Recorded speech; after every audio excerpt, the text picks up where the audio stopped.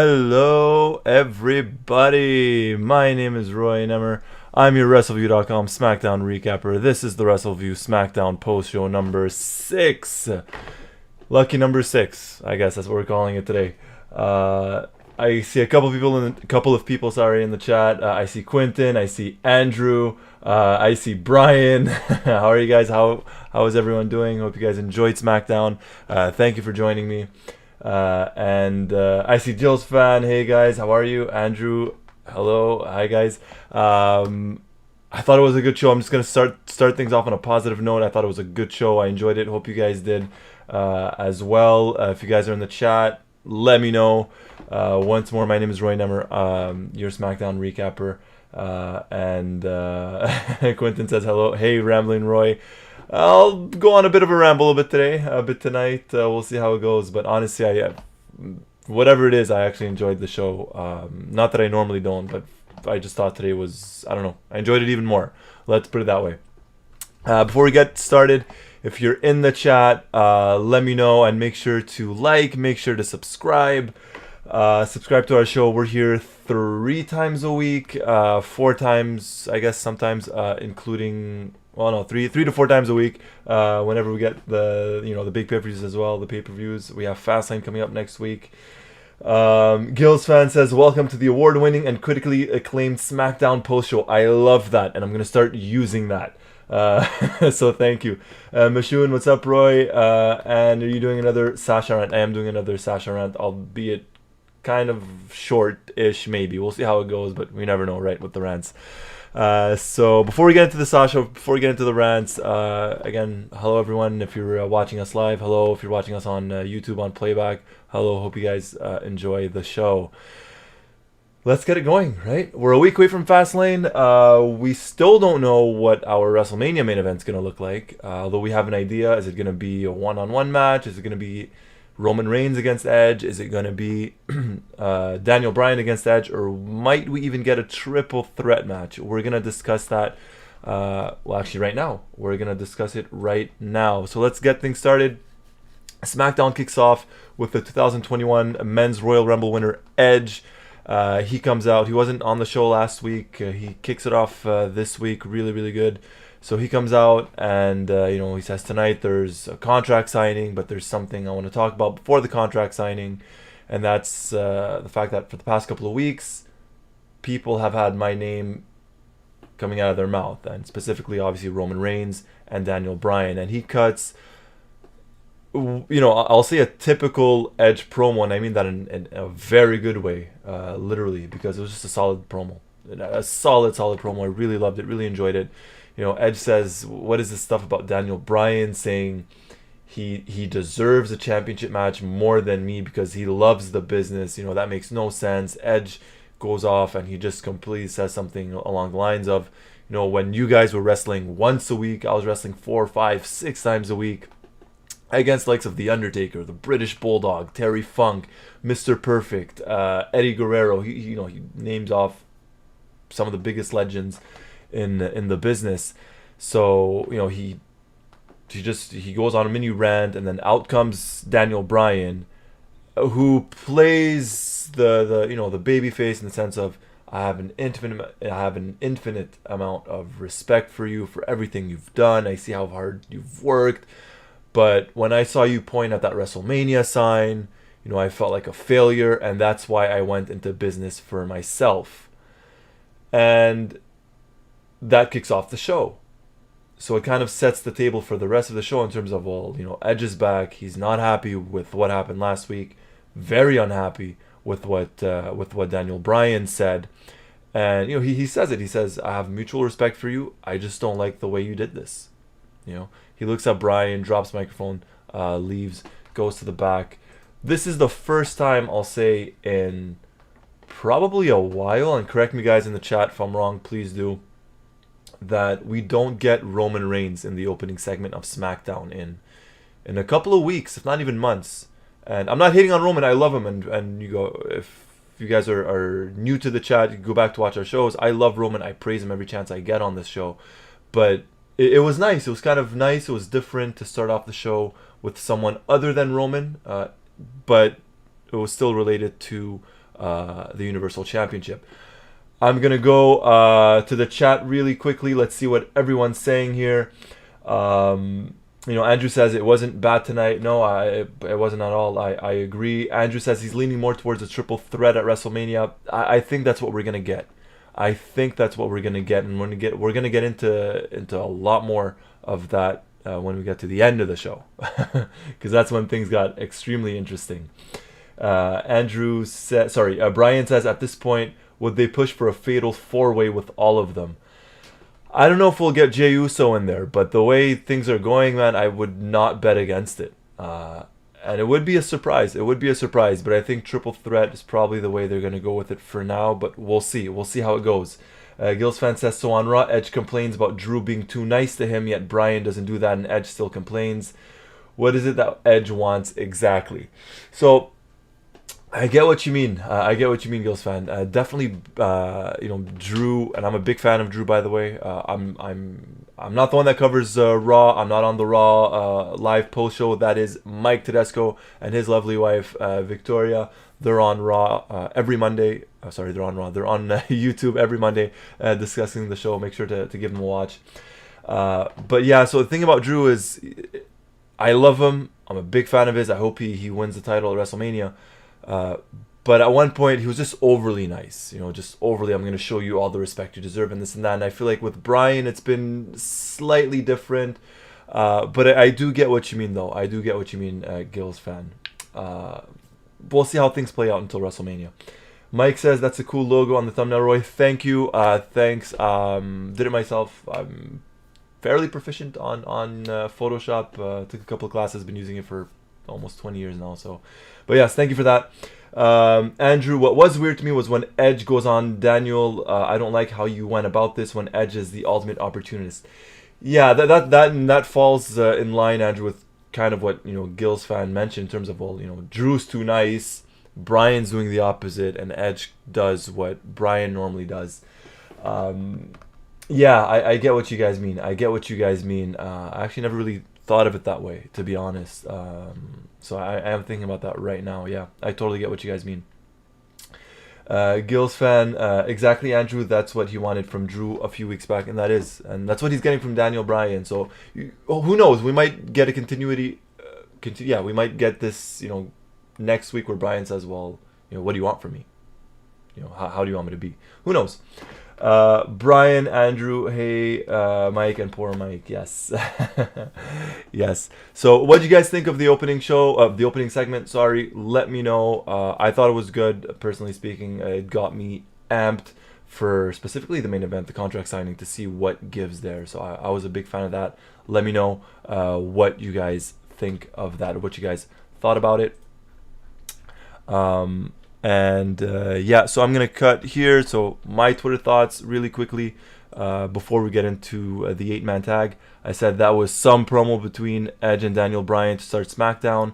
I do feel like we'll somehow get a triple threat match at WrestleMania, but with creative being the way it is, you never truly know, right? I could see them easily pulling a fast one and somehow just having a singles match at WrestleMania. I could see that happening. But I'm leaning more towards a triple threat, and we'll see how that one goes. I'll take a look at the chat really, really quickly as well. Give me a second. This is coffee, by the way. I mentioned every week this is coffee. It's not. There's no alcohol in this. It's 0% alcohol, just coffee.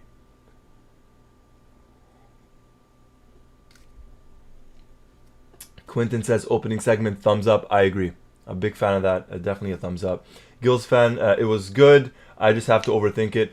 Man, nothing wrong with overthinking, especially when it comes to wrestling. Honestly, it's it gets the creative ideas going, and you never know. You might be right, man. Next week they might end up doing something with Daniel Bryan where he cuts a promo on Edge about it. So who knows?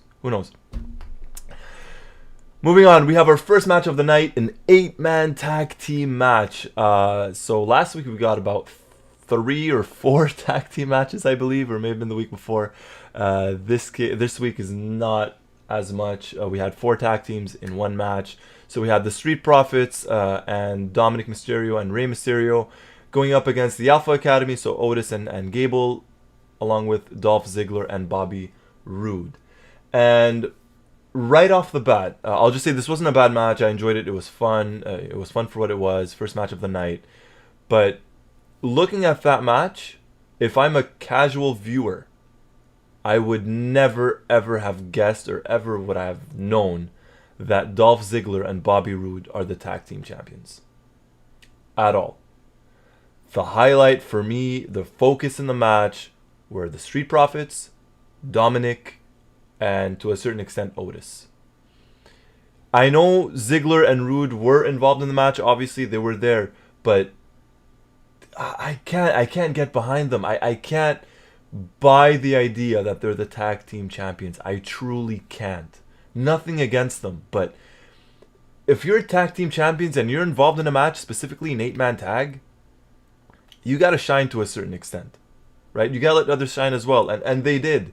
But for them, they've just kind of been on the back burner for a while, and you're there like, okay, well, I can't even remember the last time they defended the tag team championships. Can you guys let me know in the chat, or let me know, please? I can't remember, and I cover SmackDown, and I don't really have short-term memory loss, or at least not as bad as I think I do. But honestly speaking, I can't. So I'm watching this match. I'm like, okay, it's a good match and this and that, but darn it, who are the tag champions? I wouldn't know if I'm a casual viewer. I'm flipping on SmackDown. I would not know for the life of me. I just wouldn't. Gil's fan, I'm going to go to the chat really quickly, says Otis is now teaming with Ziggler, the final nail in the coffin of the Otis-Mandy storyline.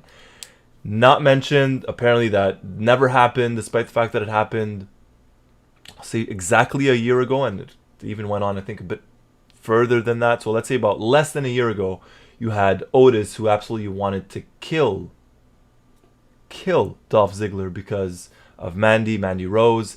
And here we are, less than a year later, nothing, as if it never happened. They never alluded to it on commentary, never mentioned it, nothing, anything. Not even sort of, oh, there could be some animosity here because of what happened. Nothing, not even a mention. It is what it is, right, Gills fan? It is what it is.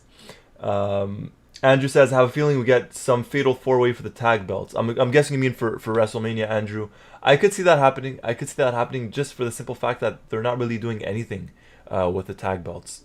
You have Rey and Dominic feuding with Otis and Gable, and we'll get into that in a second. For the most part, that's been whatever. It's been forgettable. It's been decent at best. And then you have the Street Profits popping in here and there, putting on some good matches. Ziggler and Roode are just kind of there. 1 week they're there, 3 weeks they're not. That's the problem. Gills fan says every team on SmackDown was in this match, which isn't good, and that's a problem in and of itself, right? I'm not a big fan of these 6-man tag, and even less so when it comes to 8-man tag. Not saying this was a bad match, because I don't think it was. I think it was decent. But when there's no build up to the tag titles itself, specifically in an 8-man tag, when you have the tag champions involved, that's a problem for me. That's a big problem. And Mashoon says it is strange with Otis and Dolph as a tag team. Yeah, it was. Hopefully we never get to see it again, ever. Truly not. One thing I did particularly enjoy was, and I can't find it. I tried to find it on Twitter, on social media to show you guys. Go out of your way. If there's one thing in this match that you should really see or really watch, it's the ending. Montez Ford. So I mentioned last week or a couple weeks back about how we see 3 or 4 frog splashes on every SmackDown. Everyone does it. Dominic Mysterio, Montez Ford, Sasha Banks, right? A couple of them do. Montez Ford just took that to a whole other level. My word. He jumps incredibly high already, and I think everyone knows that. So he jumps, flips mid-air, completely turns his body mid-air, and does a frog splash. Incredible frog splash on Bobby Roode, and that's the win. 1, 2, 3. Go out of your way. I'll try and find it, share it on our social media pages. That was just wow, insane athleticism by Montez Ford. Mashoon says it's called a Teddy Long special, Roy. Yeah, so that tag team match is called a Teddy Long special. You know what, Mashoon? Just for that, you're gonna go one-on-one with the Undertaker. But yeah, seriously, go out of your way. It was a very good ending, and for the most part, it was a good match as well. So let's see what I wrote. Hopefully, my thoughts didn't change from 2 hours ago to now. So here we go. Street Profits, Dominic and Ray defeat Otis, Gable, Ziggler, and Rude. A fun first match of the night, but what an impressive frog splash by Ford. Yeah, it has to be mentioned.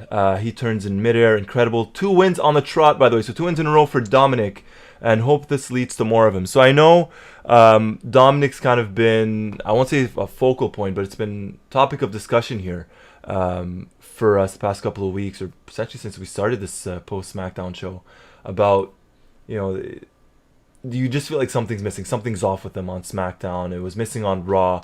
And now he's getting 2 wins in a row on SmackDown. Hopefully that leads to something. It builds to something. But I'll still say, and if you guys have been following us and joining us in the chat, then this won't come as any surprise. I still think and I still say Dominic Mysterio should be on NXT. Not a knock on him. Go to NXT. Send him there for a couple of months. Send him there for a year even. Have him build up a feud. Have him regain his confidence, because that's the big issue. The kid is obviously talented. He's still young, still a rookie, a lot to learn. Nothing wrong with that. The talent's there, the potential's there. You need to harvest it, and at this point, I think NXT is the place to go for him. I truly think so. So, second win in a row for him, and I'm gonna go to the chat right here just to see what you guys, what everyone's thinking, right? Andrew, I even thought a fatal 4-way at Fastlane, maybe on the pre-show, or if it could happen at WrestleMania, why not? Gills fan, I remember Edge teaming with Jericho 2 months after Jericho tried to end his career. WWE have a history of this. Look, to be fair, they do, right? And I think a lot of wrestling companies do, be it WWE or WCW at the time. I'm sure TNA or Impact, AEW, I'm sure with time, it gets to it. To a certain extent, it happens, right? It happens. It just sucks that it happens so soon, right? It just, especially a storyline that was a pretty big storyline at the start of last year, right? So that's my only complaint about that. I'll take a look here. Gills fan, he must be the safest person for doing dives if he's able to adjust like that. Definitely. Montez Ford has to be extremely safe at that. Extremely, extremely safe. And regarding Dominic Mysterio, Andrew says he just needs to get out of Ray's shadow. And you know what? I think that's a problem. I actually think so. At first it was cool. Ray was there, and then they had the whole thing where he lost his eye, and it somehow grew back a couple of months later, which apparently eyes do that. I didn't know. But they got to get Dominic away from Ray. They really do. Have him do his own run, his own singles run. Try something out. Put him in NXT. Anything, right? Poor kid, because like I said, the talent is there and the potential is there, right? So, anyways, that was our first match of the evening.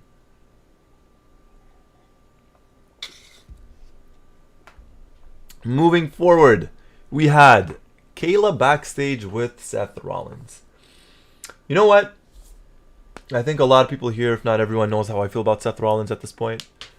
For those of you that don't, I'm not the biggest Seth Rollins fan, or at least of this character, the whole Messiah and the whole embrace the vision and stuff. I cannot get behind that at all.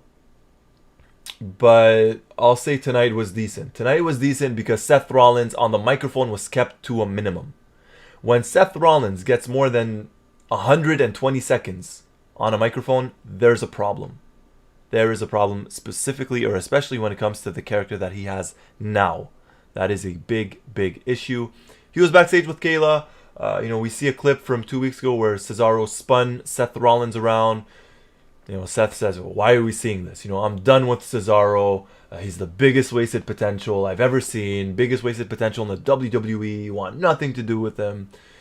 And then Kayla says, well, Cesaro has a rematch with Murphy tonight. And then Seth looks, let's say, intrigued, right? Seth's like, oh, rematch. And, he's happy, he's intrigued, and he walks away. And I was afraid. I got honestly scared for a second because I thought they would somehow get Murphy back together with Rollins. Thankfully, it wasn't the case. We'll get to it in a minute. Thankfully, it wasn't the case. But like a short Seth Rollins promo like that, I could live with. I could truly live with. It's the whenever it becomes a rant that's my issue. Then we get to a segment I never thought I would have to type. I never thought we'd have to see. And oddly enough, I never thought I would actually end up enjoying later on in the show. And that is Nia Jax, Reginald, and Shayna Baszler. So we cut to a store. It's full of suits, and it's a shopping spree. So Nia and Shayna, or well, I guess in this case specifically more Nia, takes Reginald on a shopping spree. And Reginald tries out a bunch of suits, and Shayna's completely just not interested in any of it. And then I guess, well, not I guess, we see it. Reginald sits on Nia's lap, and he tells her, how could I ever thank you? And she looks at him and smiles. And at this point, I'm thinking to myself, oh boy, they're actually gonna do this. They're actually gonna do this. But another part of me thought, well, you know what? If this gets some interest in the SmackDown Women's Tag Team titles, or sorry, the Women's Tag Team titles, it might not be a bad thing. That's right away. Might not be a bad thing. And later on in the night, well, I'll give you guys my opinion as to what I thought, if I liked it or not. What did you guys think? So what did you guys think about Seth? And what did you guys think about Nia Jax and Reginald? So I'm going to go to the chat and let's see what everyone's saying, right? Everyone's thoughts. Andrew says Seth in the ugliest suit. Yes, I'm a big fan of suits. Absolutely a huge fan. I would never wear that color, and just it didn't look nice. Andrew and Murphy was doing that stuff on Instagram about how the Mysterios used him and other stuff. He's so lost. Yeah, the entire Murphy character as a whole just doesn't make sense. Send him to NXT UK. Let them deal with him. Put him there. Quentin says Seth's suit equals rubbish bag. I agree. Gil's fan. So what was the point of this? It went longer than one of Seth's promos. You know what, Gills? I'll disagree, I guess, later on. I'll disagree later on. But I do get where you're coming from. Mashu Nia Jax with her new boy toy Reggie. And Gil's fan says Nia's awful when she's trying to be entertaining. You know what? I'll cut her some slack. I'll honestly cut Nia some slack. Just because they've given her some ridiculous stuff to deal with in the past. Honestly speaking. Specifically, a month ago when she fell on her butt, she fell on her ass, and that was like no one could pull that off. Come on. That is ridiculous in and of itself. So I will try and cut Nia some slack tonight. I truly will. And I guess that has more to do with Reginald than her, but still. All right. So a couple people not enjoying the Nia Jax stuff. I kind of did. I can't believe I'm saying this. I kind of did. I really kind of did. So much so that I even tweeted it. Not here, but I wrote about it. I said, Nia and Reginald are an item now. Make of it what you will. But if it somehow makes the Women's Tag Team Championships more relevant, nothing wrong there. And that's why I kind of enjoyed this. Because to a certain extent, specifically during the Women's Tag Team match, it made the titles relevant. It made it relevant. They mentioned it because when you have Natalya and Tamina in the match and they want to be the number one contenders, it makes it relevant. And I guess anything to give those championships a boost because they desperately need it. They desperately need it.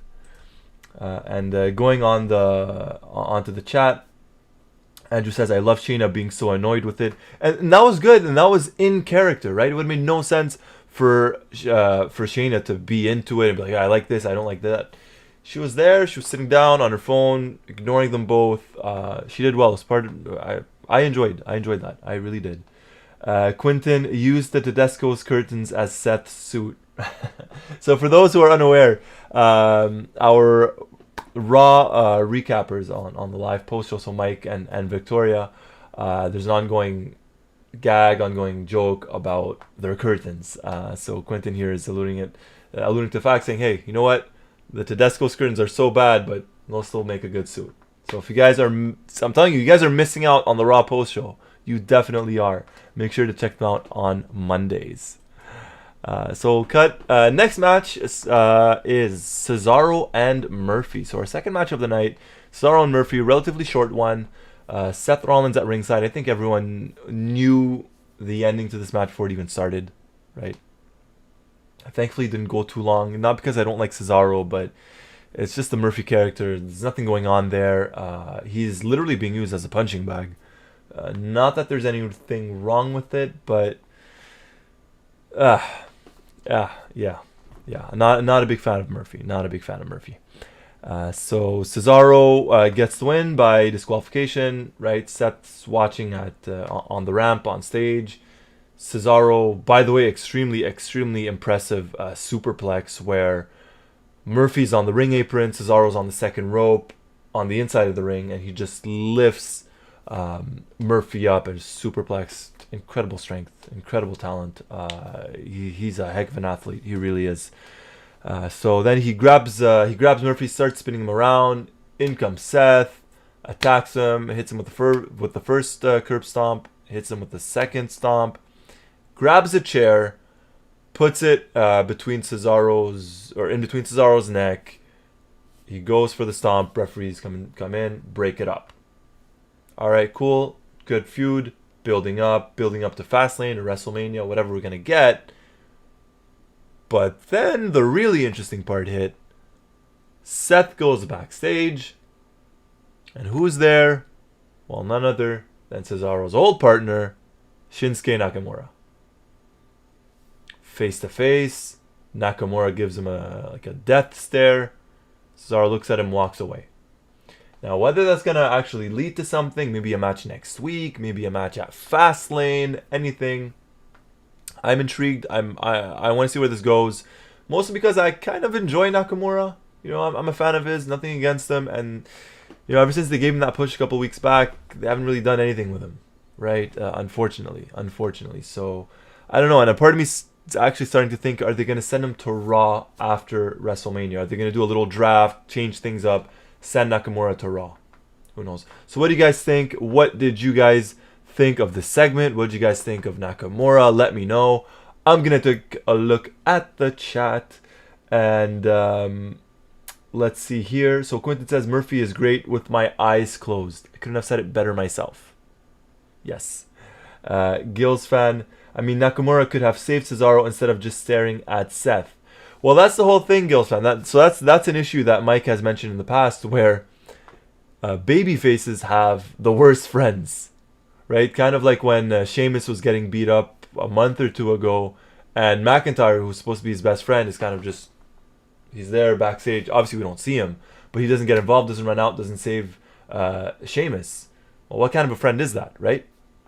And a similar thing happens tonight where Rollins attacks Cesaro and Nakamura's kind of backstage. And we could have had something build up, maybe a tag team match next week. Seth and Murphy versus Nakamura and Cesaro. Although that would mean we would have to see more of Murphy and Seth Rollins as a team. So I'm not quite sure I'm happy about that. Yeah. Gil's fan, yes. So Cesaro, Nakamura versus Rollins, Murphy, perhaps. It's possible. I could see that. Maybe at Fastlane, maybe next week on SmackDown. We have one more show left, guys. One more SmackDown left before Fastlane. Mentioning it now, we will do our predictions for Fastlane next week on SmackDown. So please make sure to tune in. We will be doing that. And Andrew says it's interesting with Nakamura. It definitely is. And Andrew says, hopefully we don't get a tag team match. So not a lot of love being shown right now towards Murphy and Rollins. I agree with you guys, by the way. Hopefully we don't get it.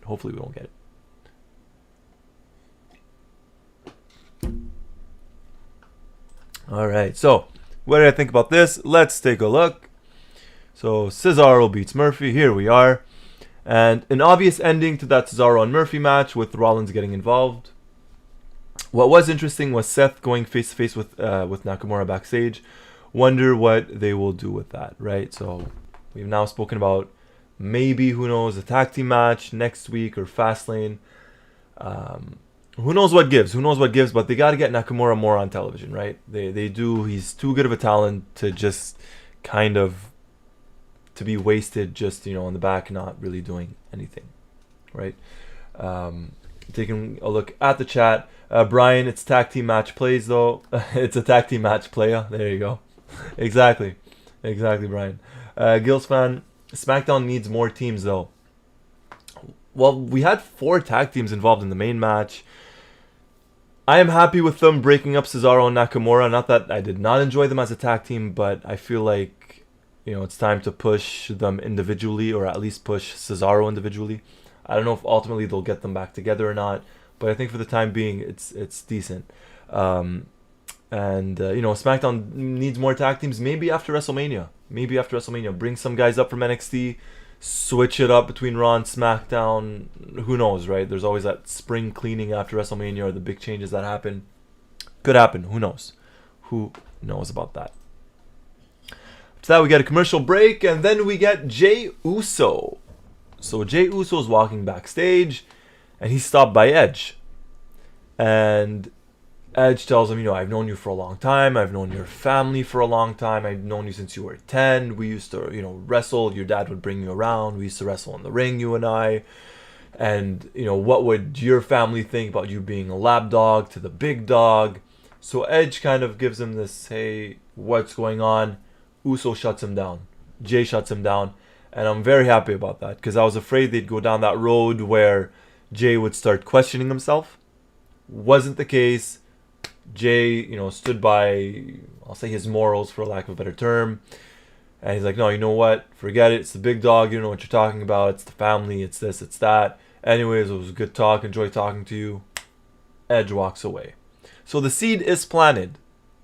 Without us, I guess, even knowing it. But the seed is planted for later tonight, and more specifically, next week on SmackDown. So we will get to that in a little bit. Now, I'm going to go to the chat before I potentially start my rant in a couple of moments. Gills fan says, maybe just have them as singles wrestlers, but they have each other's backs. When they are in peril, it would be different. I would enjoy that. So going back to Cesaro and Nakamura, I would definitely think that's a good idea. It has some storyline that's continuing. They don't completely forget about them as a tag team. So Gills fan, I think that's a very good idea. Hopefully that's the case. Hopefully that's the case with them. Then we have, oh boy. Then we have the Kevin Owens show with Bianca Belair and Sasha Banks. The best part of this entire segment came when Kevin Owens was in the ring alone, and when Kevin Owens and Bianca Belair were in the ring. After that, it just kind of went downhill. So, it's our first KO show in a while. Been a couple of months. Kevin Owens comes out, says the last few months were rough for him, both physically and mentally. He's been down but not out, because as he says, you just got to keep fighting. But enough about him. Tonight are about his 2 guests, right? The Royal Rumble winner, Bianca Belair, and the SmackDown Women's Champion, Sasha Banks. So he introduces Bianca to the ring. He thanks Bianca for being there and introduces Sasha Banks. So, they're all in their chairs. Owens is talking, says at Fastlane, they have a chance to make their match at WrestleMania even bigger, because they could potentially be women's tag team champions. Alright? So he hypes them up, he builds them up, says the last time something like this happened was John Cena and Shawn Michaels, and he tries to build them up, to hype them up, and nothing wrong with that. Absolutely nothing wrong with that. And then he says, but there could be some underlying tension between you guys. And they're both out here to prove to the world that they are the absolute best. Owen says there might be some tension because of what's going on between Reginald and Sasha Banks.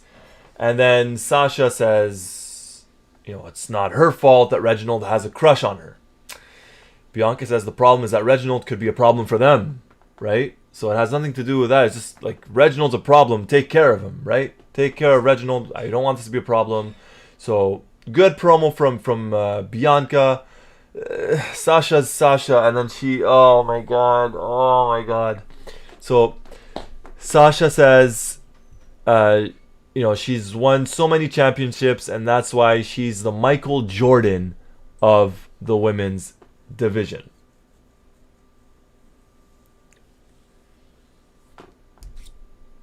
I kind of wish there was alcohol in this now.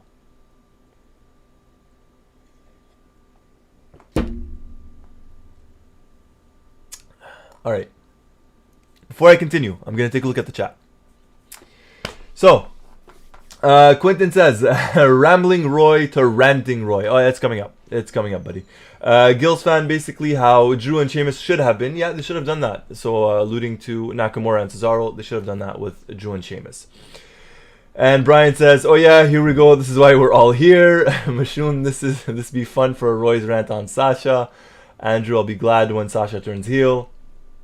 Gil's fan, how do Sasha and Carmella have the exact same annoying laugh? When they were feuding, it was like a repeat of Bray versus Broken Matt. I'm still trying to forget about Bray and Broken Matt, by the way. Thank you, Gil's fan. And he says, no, it'll be good, Andrew, but would you actually notice any difference in Sasha's character? And here we go. So, Brian says she thinks she invented women's wrestling. Yeah, she's definitely playing a part in destroying it. Okay. All right. Sasha Banks. I'm going to continue with the promo. Sasha says this is why she's the Michael Jordan of the women's division. And, Bianca could be the LeBron James. And would the EST, obviously, so Bianca, would the EST have accomplished so much had it not been for the road that the BEST paved? Okay. When you watch a movie and there's a villain, you're like, God, I hate that villain. But you hate that villain because he does such a good job. The character, the actor is doing such a good job. You're like, wow. You're made to hate him. You're made to dislike him because the character's so good. The acting is so well done that you can't help but hate him, right? You're like, wow, such a good job. Then you have Sasha Banks. And with Sasha, it's more of, I don't like her, not because of her character. It's her. Nothing. She's bad in the ring. She injures people in the ring. She hasn't had a good match in a while. Her character's annoying. The whole boss thing is completely dead in the water. It died 5 years ago. There's nothing. Yes, someone mentioned annoying laugh. Definitely an annoying laugh. Not very good on the mic. Completely fake. And I'm someone that tries to separate, honestly speaking, I'm someone that really tries to separate and differentiate between, be it an artist, an athlete, a wrestler, whatever, between their personal life and their professional career, right? I'm someone that honestly tries to differentiate. Sasha comes off as fake in real life. So someone who, if you guys watch the Broken Skull sessions with Steve Austin, you could tell right away, I couldn't stomach her for more than 10 seconds. So completely fake. Didn't buy a single second of it. And then when you cut to her professional career, there's nothing. There's nothing to like. What are you going to like? Her botched moves? How she injures people? Her mediocre frog splash? The weird Meteora that she does? What are you going to do? What are you going to like? There's nothing to like. She's annoying on the microphone. Bad promos. I don't understand this. I truly, honest to God, I don't understand this. And this whole, I'm the Michael Jordan, how? How is that even possible? And I'm being honest here. How is that even possible when you have someone like Charlotte Flair in the company, right? When you have someone like Bayley who's in the company, how is that possible? And correct me if I'm wrong, please do, guys. Please do. Correct me if I'm wrong, but didn't Sasha Banks lose her women's championship in like her first 3, 4, 5, 6 reigns and her first title defense Like, she wins the title, first title defense, she loses it. Wins the title, first title defense, loses it, right? Well, Michael Jordan, his championships came 1 year after another. He successfully defended his, right? He successfully defended his. And if you want to compare Jordan and LeBron, well, I love Jordan, by the way, so I'm not even getting into this whole basketball thing. But Jordan's the past. LeBron's the kind of, well, I'm not even going to say the present, because he's obviously up there in age. So technically, if Jordan's the past, Sasha, you're the past. Get out of here. Leave. Take your ball and go home. Lose your smile again. Please. Go to AEW. Maybe they'll freaking put you in that explosive match and they could have you cover up Moxley. Please.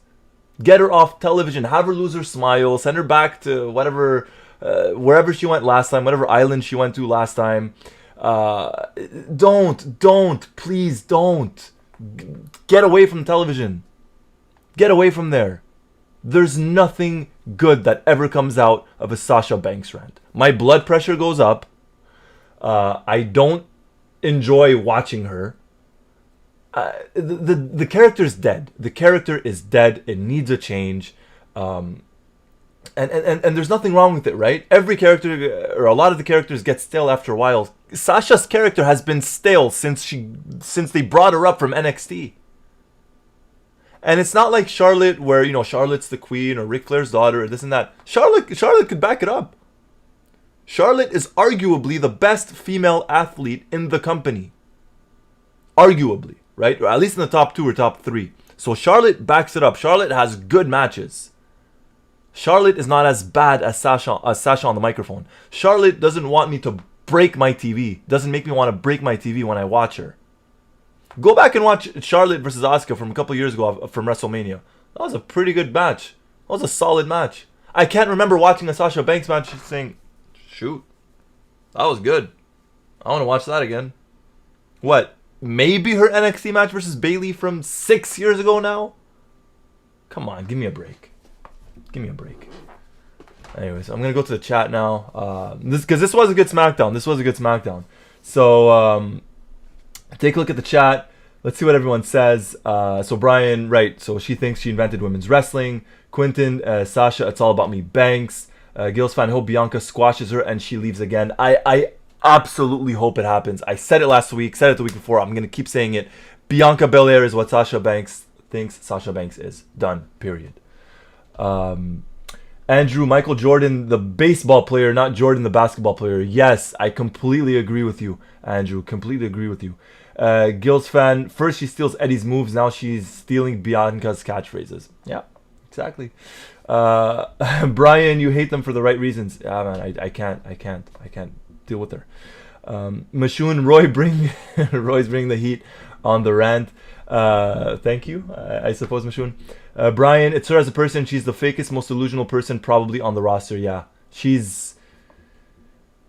has to be worse than Michaels was 25 years ago. At least Michaels was good in the ring. At least Michaels was one of the best generational talent. At least Michaels was good on the microphone. At least Michaels was entertaining. Bianca's none of that. Gil's fan, you couldn't pay me to watch the Sasha Austin podcast. No, man. I don't blame you. There's not enough money in the world. Brian, but she eats steaks with Vince McMahon. Yeah, go figure. I never understood why she was over in the past, says Gil's fan. Neither can I. Andrew, honestly, if Jon Favreau had saw her on wrestling, she wouldn't have gotten the job on The Mandalorian. Yeah, that's probably one of the reasons why I don't watch The Mandalorian. Probably one of the reasons. Mashoon, please don't the Michael Jordan reference Sasha at all. Andrew, that was the big thing. Roy, her losing. I was at the one where she lost in Memphis to Alexa Bliss after having just won it. So there you go. So Andrew witnessed Sasha Banks losing one of her championships. Lucky you, Andrew. I mean, if I'm gonna watch Sasha, I'd rather she loses, right? Brian, she wants to go to Hollywood. Let her go. Yes, let Sasha Banks go to Hollywood. Go. Please. Quentin, hey Sasha, go away from wrestling and stay away. Yes, please, definitely. Brian, her first actual successful defense was versus Bayley after Hell in a Cell on SmackDown. That's true. Yeah, that was recently as well.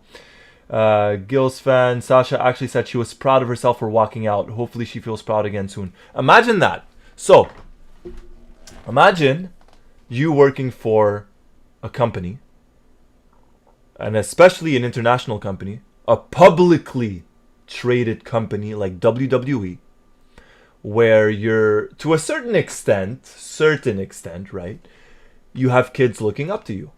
I'm not going to say a role model, but, you know, kids watch wrestling. We all grew up watching wrestling. And you have someone like Sasha Banks, and then you have her say, well, yeah, I'm actually proud I walked out. What does that say for the company, to you, and to the fans? What does that say? I'll let you guys reach your own conclusions on that. And Brian says, the only thing more annoying than Sasha Banks are Sasha Banks fans. Yeah, I try not to indulge. So I'm on social media a lot, specifically Twitter. I try to stay away from a lot of wrestling Twitter. Just because of the fan base. Literally, just because of the fan base. Andrew, only time she had a good one was with Charlotte in Hell in a Cell, but give it to Charlotte, pulled a distant match out of her. Yeah. I think that was the one with the botched ending with the table or something, if I remember correctly, Andrew. And Brian says, I'm so happy about this. I really thought I was alone in thinking she was trash. No, Brian, buddy. No, at all. She's worse than trash. No, she's worse than trash. All right. So, anyways, going back to this promo stuff. So outcomes. Wow, I completely lost my train of thought. Anyways. So Bianca says, you know, she respects Sasha's accomplishments, but she did not help her win the Rumble and this and that. And then, out comes Nia Jax along with Reginald and Shayna, and then Natalya comes out. Now she comes with Tamina, which sets up the women's tag team match later on. And we're gonna cut to my Twitter thoughts. So I'll keep my thoughts about that Sasha Banks and Bianca Belair segment on the KO show for the Wrestleview SmackDown Post Show. But if you like rants, this one's for you. Hopefully, I did not disappoint. Hopefully I didn't. But that was my rant concerning that match. Then we had Sasha Banks, Bianca Belair versus Tamina and Natalya. Honestly, it was okay. The most entertaining stuff came from Reginald at ringside, to be honest. I thought Nia Jax was fairly decent on the microphone. I didn't think she was that bad. Again, all things considered, because they've given her some horrible stuff to work with recently and throughout the past couple of years. So I thought she did well on the microphone. We had Reginald on the announce table. And then we had Sasha Banks on the announce table. Oh, my God. Anyways, so Sasha chases Reginald through the ring to the outside. Natalya slams Sasha into the ropes. Sasha falls to the outside. And ultimately, Tamina rolls up. Bianca, 1, 2, 3, and Tamina and Natalya are victorious. So a couple of things I actually enjoyed about this match were, one, this kind of made the championship belts, the women's tag team belts, kind of relevant, because the announcers, when Natalya and Tamina came out, mentioned, here are Natalya, here are Tamina, who think that they deserve to be the number one contenders. On commentary, you had Nia, who said, Tamina and Natalya are a powerful team. So they kind of pushed them. They pushed the women's tag team belts, which was good. So that I enjoyed. The other thing I enjoyed actually came after the match, where Bianca blamed Sasha and she told her, look, we lost because of you. We lost because of Reginald. Like I told you, he's a problem, and this and that and this and that. My only thing, if I was gonna nitpick, this is me nitpicking. So you might tell me, okay, Roy, stop, enough with this hatred stuff. It's going over. It's too much. Fine. Let me know. It might just be nitpicking, but I mentioned it here. I said a decent women's tag team match. Nia was surprisingly decent on commentary, and I'm a fan of Reginald. And to be honest, I am. I'm slowly becoming a fan of Reginald. Maybe it's because I follow him on Instagram now, so I see his stuff, and yeah, he just seems like a cool guy. And the character itself, I liked it. Anyways. So I said my only complaint is Sasha should have been pinned and not Bianca, right? So having Bianca get pinned makes sense because it does build up to the storyline about how Bianca said, well, Reginald's a problem. I told you about it. I told you so. So in that sense, it makes sense, right? It does make sense. But why not have Sasha get pinned? Sasha loses nothing if she gets pinned here. And it could have been perfect. Reginald could have been the perfect foil. It's announced later that night that Nia Jax is going to face Sasha Banks next week for the women's SmackDown belt. So why not create that little doubt of, well, wait a minute, Sasha lost tonight. What if she loses next week? Like, it could have done something. Again, maybe it's just me nitpicking, so I'll shut up about it. I'll stop talking. But that's just me, right? That's just me. So after the match, mentioned here as well, Sasha looks in the ring as Reginald, Tamina, and Shayna, taunt her. So that was that match. Go to the chat. Let me know what you guys think. Let's see here. Where was I? Gil's fan, so spot on, Roy. That quote raised my eyebrow. Gil's fan. Tamina pinned Bianca. Seriously. Also another week without Billie Kay. Yeah, no Billie Kay this week. No Carmella this week. And no Bayley this week. So I don't know what they're going to do with that. I really don't. Again, Carmella's there 1 week. Another week she's not. Bayley's there 1 week. Another week she's not. We're in WrestleMania season. And they have nothing for them. And I'd honestly kind of feel bad for Bayley because she held that SmackDown Women's Division together pretty much the entire year. And even last year, or last year, 2020, she held it together. So for her not to be on WrestleMania this year, I think she deserves to be on the card because she held that division together for the most part. Andrew, so Nia said Reggie was her bae, so she said she was with the shit. Yeah, so they are an item now, right? They are a couple. Andrew, guess Tamina and Natty will get a shot at Mania. The only question, and we mentioned this on show number 2, is do we get the women's tag team belts on the WrestleMania show, or do we get it on the pre-show? What do you guys think? Let me know. My guess was the pre-show, but at this point, I don't know. It might change. Maybe on the show itself. Andrews, then Sasha blamed it all on Bianca and called her a rookie. Yeah, so right after that, right after the match, or after the commercial break, after the commercial break, both of them are arguing. Bianca tells Sasha, I told you it was a problem. I was right. You were wrong, this and that. And Sasha tells her, well, it's your L. Take the L. Take the loss. And Sasha calls Bianca a rookie. All right, fine. Going back to the chat, Gil's fan, I thought the 103-week Tamina push would have ended by now. Surprising, they actually are pushing her for a little bit. So who knows? Andrew says Sasha would have made more sense. Exactly. If you would have had Sasha lose, probably would have made more sense on that. And Gil's, perhaps Sasha said, that doesn't work for me, brother. Yeah. Most likely channeling her inner Hulk Hogan. And Gil's fan, this would be a million times better if it was Bayley instead of Sasha. I agree. That could have been really fun. A Bayley Bianca feud, which we kind of got, right? We did kind of get, was actually entertaining. It was fun. Unfortunately, we're stuck with Sasha. Anyways. And Brian, yeah, what a face. Andrew, poor Bayley is just out there with nothing, like not even on the show tonight. Yeah. So she was on the show last week. They hinted to something, but kind of got lost in the water tonight. Anyways, we're about halfway, or maybe just over halfway into our SmackDown post show. Make sure to give us a thumbs up. Make sure to subscribe. We're on YouTube 3 times a week. We're here. We cover SmackDown. We cover Raw. We have Wrestleview Weekly on Sundays. And obviously, we have the post shows after pay-per-views. So make sure to subscribe. Make sure to like. And if you're watching us on replay on YouTube, leave a comment. Connect with us through @WrestleView on Twitter, WrestleView on Facebook, WrestleView on Instagram. I'm Roy Nemer on Twitter, but I'm just letting you guys know my Twitter is 99.9% football or soccer. So yeah. Anyways, going back to the show. Here we go. So Big E. Wow.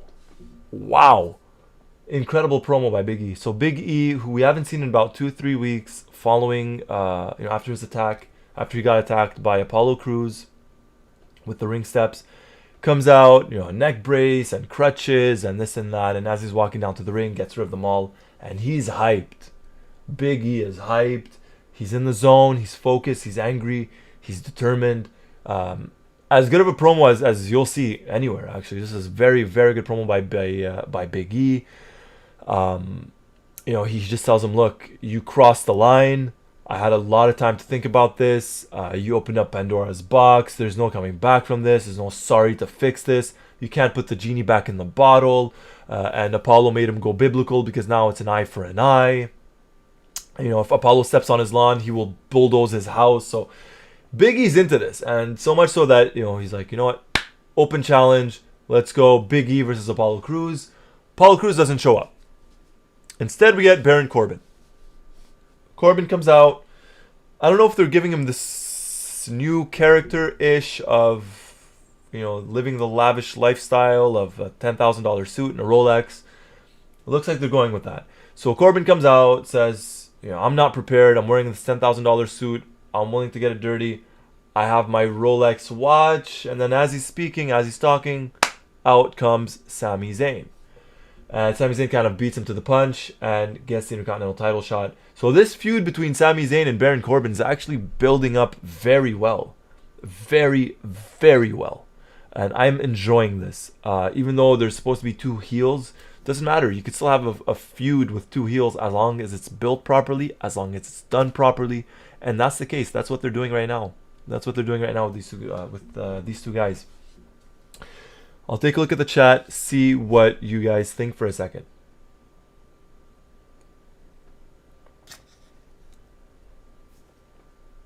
All right, so Quentin says, like and subscribe or else he will sing naked. Personally, I don't want to see that. Nothing against you, Quentin, but make sure to like and subscribe, guys, and thank you, Quentin. Brian, and Apollo didn't talk, which was even better. Yes, yes. And I'm going to get to that, Brian. I'm definitely going to get to that in a second. So Andrew says, great promo by Big E. Agree. Gil's fan, Big E was fantastic here. He looked completely believable when he was being angry. Absolutely, man. That's not a guy I'd want to mess with. Even Happy, I wouldn't mess with him. And Andrew says, very interesting. Looks like Sami is trying to pull KO into it too. Yeah, so there's a promo earlier in the night. I'm not sure if we're going to get a Sami Zayn, Kevin Owens reunion, but, Kevin kind of looked, I won't say annoyed, but didn't look like he wanted to take part in it too much. But he told Sami, I'll think about being in your documentary. And then Quentin says, so King Corbin is no longer a possum king.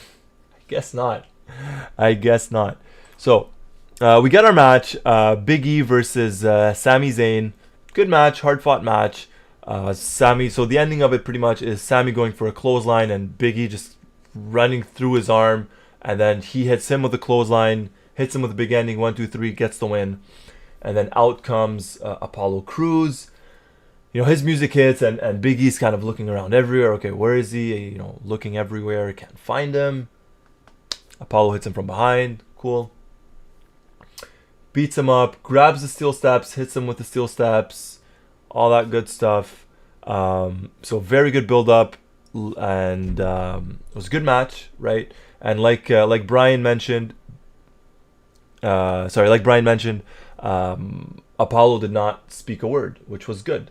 The one thing which I was able to hear, and I'm sure I wasn't the only one, but while Apollo was, beating up on Big E, obviously he was talking trash, and he still had that accent. So they're continuing with the accent, the African accent. Well, I can't even say African accent because Africa's a continent, and there's a bunch of countries there, and every country has its own accent and accent within accents within the country. But I'll say this, so Apollo is continuing with his, let's say, what is supposed to be his Nigerian accent, let's say. So no microphone for Apollo tonight, which was good. But I'll tell you guys what, though, I'm enjoying this feud. I think it's going very, very well. And if we look at it here, so that promo by Big E was gold. I loved it. And smart not having Apollo show up too, which I like, by the way. So I very much enjoyed the fact that it wasn't Apollo Crews that came out right away. Instead, it was Corbin followed by Sami. And also enjoying the Sami and Corbin feud. That's building. It's great writing, honestly speaking. It's done so well. It's done organically. It's not being forced upon us. It's just it happens, like a segment here, a segment there. So I'm enjoying it. I'm definitely enjoying this one. And taking a look, so looking at the chat, Gills fan says, I'm glad Apollo didn't attack during the match since we saw that finish in the Cesaro match. Exactly, and that's what I was afraid of.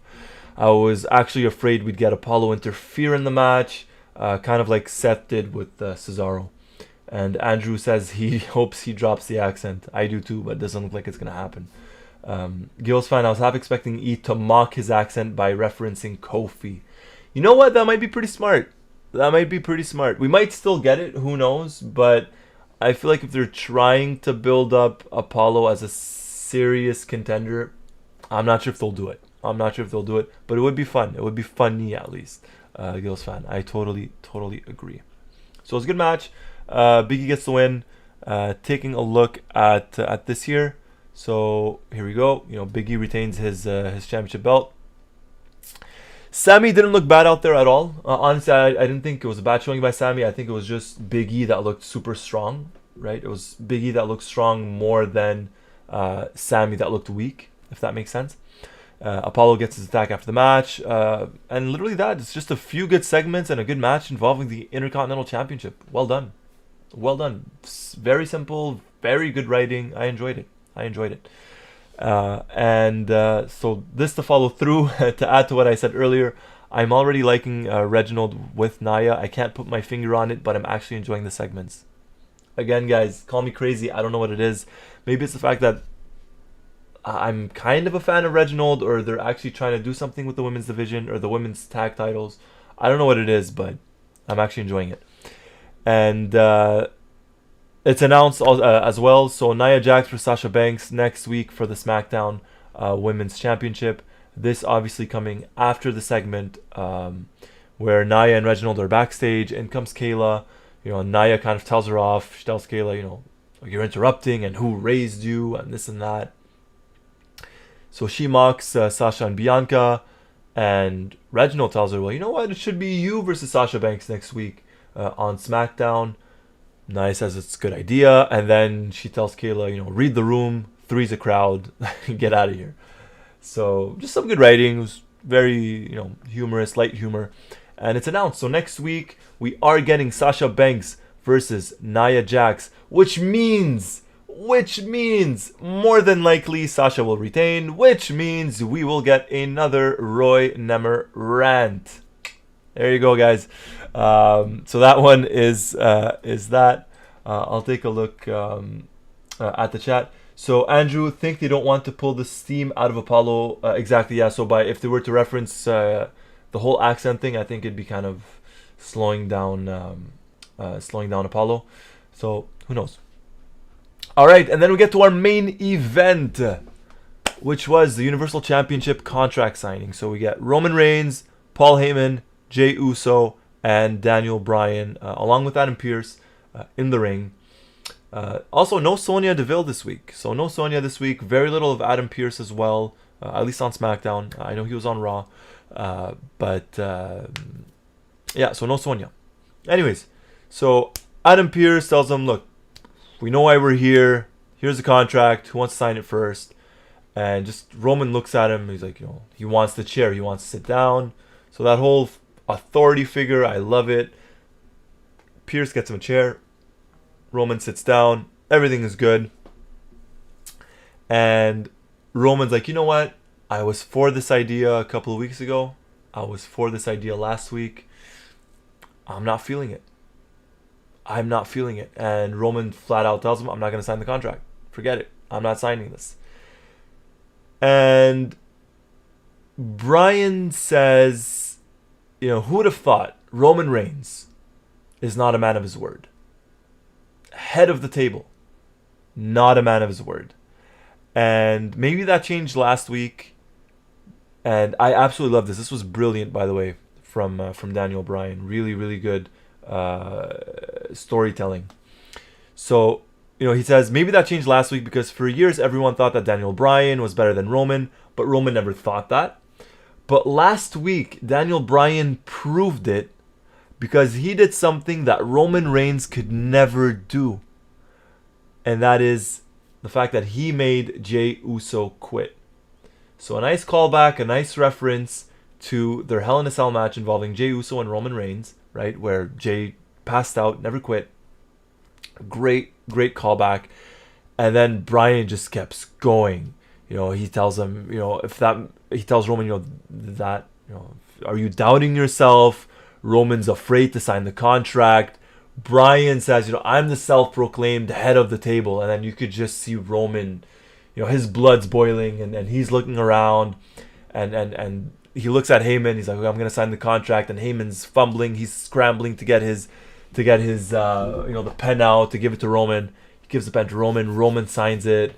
Tells him, I'm going to beat you up and this and that. And then Bryan tells him, Bryan tells Roman he's going to tap him out just like he made J Uso tap out. So good. So good.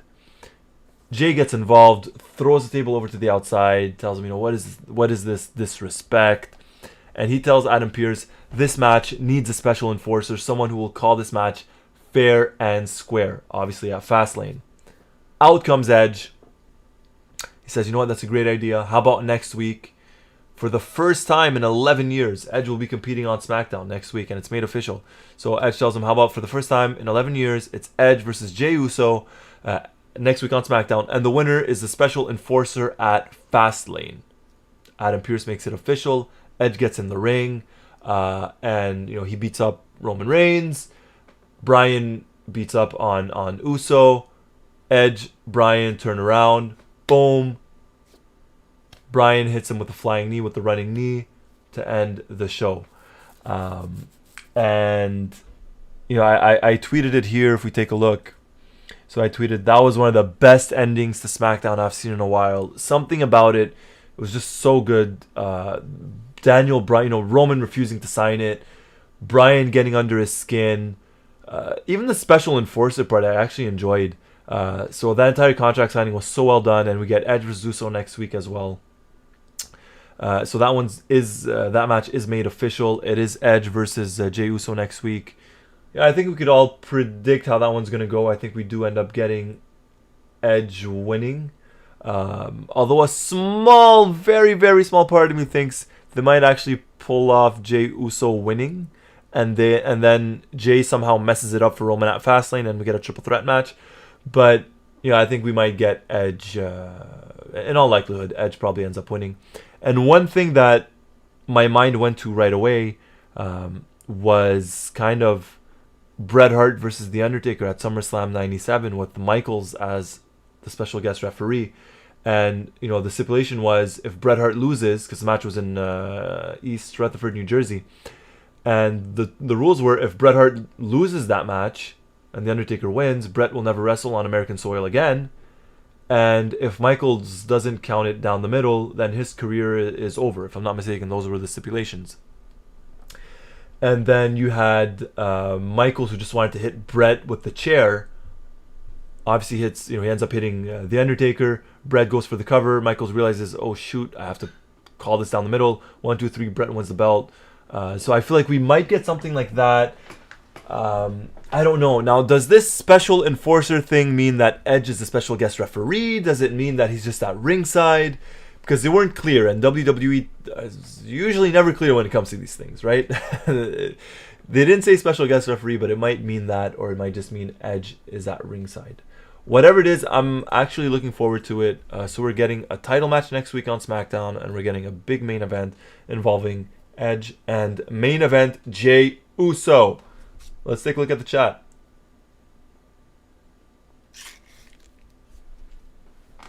All right. So here we go. Gills fan says Brian's goading of Roman was brilliant. It was hook, line, sinker. Got him right away. Andrew, 11 years since Edge last wrestled on SmackDown. Yeah. Gills fan, Uso saying they needed an impartial enforcer like him was great. It's so good. It's so gold. It's just he's a heel, and he obviously he's aligned with Roman. It's his freaking cousin, and he just makes it seem like it's nothing. Like I'll be the special enforcer. I'll call it down the middle. It's such an easy, simple writing. I love it. Quinton, awesome ending. Bravo, standing O. All right, Quinton, there you go. Andrew, this is kind of where I wonder if they push a Fatal 4-Way, but it definitely, at Fastlane, push it a triple threat at Mania. Gills fan, I think Edge pins Bryan to keep Roman strong. We'll talk about that, Gills. It's a possibility. For whatever reason, I see a part of it. Look, if it's a singles match, and we'll get into it the closer we get to WrestleMania, obviously. But if it's a singles match, I think Roman retains the belt against Edge. If it's a triple threat match, I think Edge gets the win. But we'll see how it goes the closer we get to WrestleMania. And Andrew says he may be outside because Enforcer usually is just keeping people out. But remember, Tyson was Enforcer but counted the pinfall for Austin. Exactly. So that was WrestleMania 14, if I'm not mistaken, where Mike Tyson was a special guest referee, but he was the Enforcer, had the referee shirt, 1, 2, 3. Kind of a fast count, actually, as Austin won the title. And GR famously says, and the Austin era has begun. And Gills fan, it's like how they call both authority figures and referee officials. Does that mean Charles Robinson can make matches? It's a good question. It's exactly that, right? So we don't know. Is our Edge or J Uso, whoever wins that match, are they going to be the referee or just at ringside? Who knows? One thing for sure, however, that we're not getting, that we spoke about, I believe it was last week, if not at least the week before, was the potential of maybe a tag team match or a 6-way tag at Fastlane involving the Uso brothers, Jimmy and Jay, with Roman against Edge, Daniel Bryan, and Christian. So that idea is out of the window because obviously Christian Cage is on AEW, right? He debuted at AEW Revolution, was on Dynamite 2 days ago on Wednesday. So that idea is dead in the water. Christian is on AEW, not WWE. So we're not getting an Edge and Christian reunion, right? Not anytime soon, at least. Not anytime soon. So what did you guys think of the main event? Let me know. A couple of you guys, I'm taking a look at the chat here. You guys loved it. For the most part, I think we were on the same page for this. Andrew, glad it's not a tag. Yeah.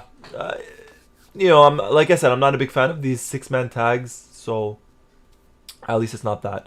That would be so awkward if it was a 6-man tag. Yeah, it would be, Andrew. It really, really would be. It would have been a bit All right.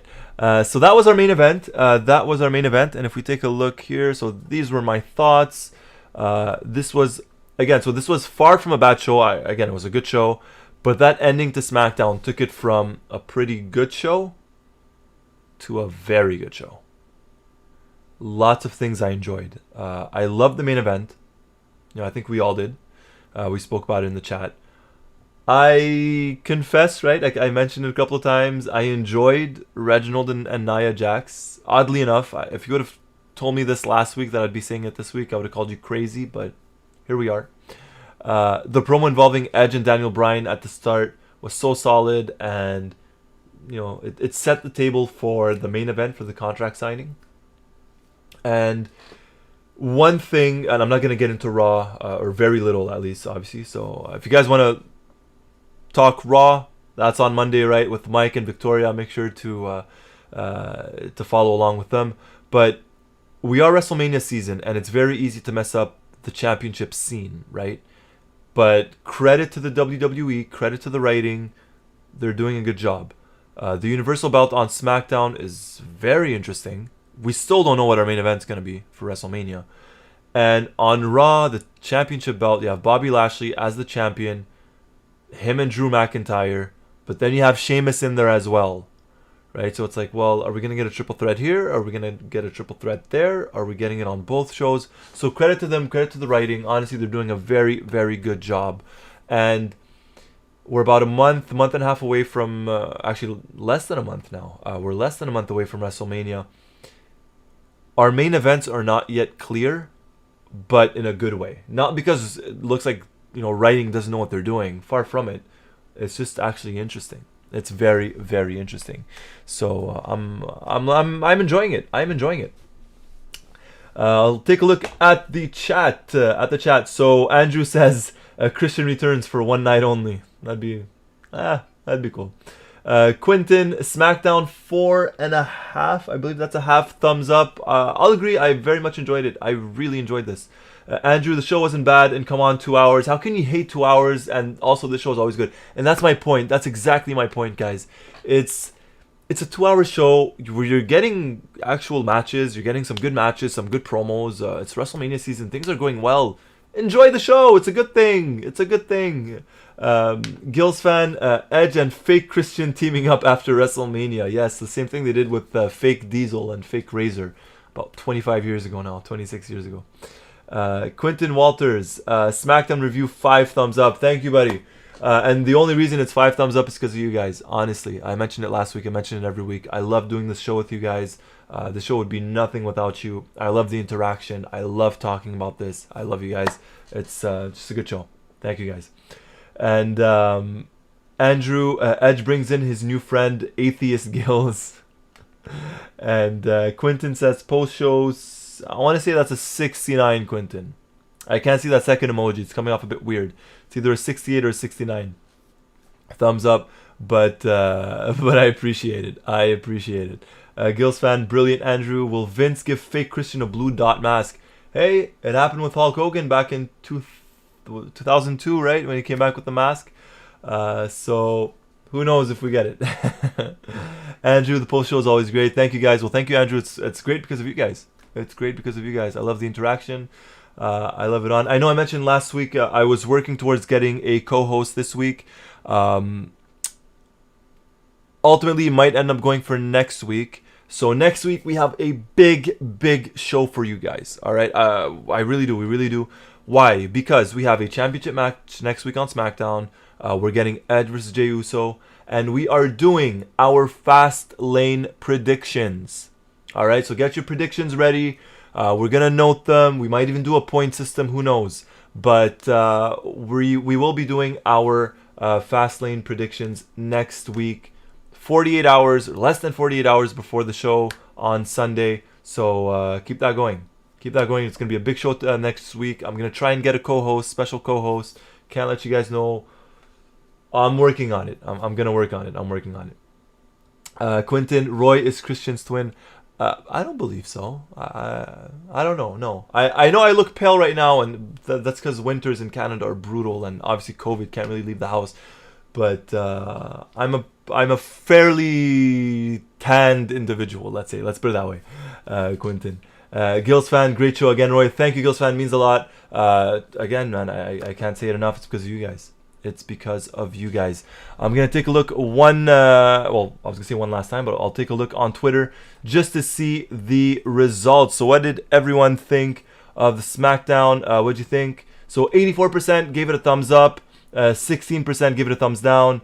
For the 16% who gave it a thumbs down, who hurt you? The only way I'll accept someone giving this show a thumbs down is because of Sasha Banks. If that's the case, I understand. But you shouldn't let a Sasha Banks ruin your show. All right? Please don't. If you haven't voted already, make sure to go on Wrestleview on our Twitter page. Vote. You still have 10 hours. 84% gave it a thumbs up, guys. All right, here we go. Let's put it here. So there you go, guys. 84% thumbs up, 16% thumbs down. Still 2 hours left. Let us know what you guys thought about that. All right, taking a look at the chat one last time. So, Gills fan, the winner gets to skip all Sasha segments on the next week's show. If only there was a way. If only there was a way, Gills fan. Quentin, Sasha segment, thumbs down. I know, buddy. I know. Maybe even 2 thumbs down. Maybe even 2 thumbs down for the Sasha segments. All right, so that was a SmackDown show. And this is it, right? This is it. Hope you guys enjoyed SmackDown. My name is Roy Nemer. I'm your Wrestleview.com SmackDown recapper. Also your host of the Wrestleview SmackDown Post Show. Hope you guys enjoyed it. Thank you, everyone. Honestly speaking, I truly mean it. Thank you, everyone, for joining me in the chat. If you're watching on playback on YouTube, thank you. Definitely appreciate it. Leave us a comment. Let us know what you guys think. We're also on Wrestleview at Twitter, on Facebook, on Instagram. Leave us a comment. Subscribe. Like the channel. We have a couple of shows this week. and we're working on some stuff in the very, very near future as well. I can't say too much. That's pretty much all I could say. Hope you guys enjoyed it. Once more, thank you everyone for joining me. My name is Roy Nemer. Thank you everyone. Have a good one. Be safe and take care. That's all I got. All right, guys. Take care, everyone. Be safe. Bye now.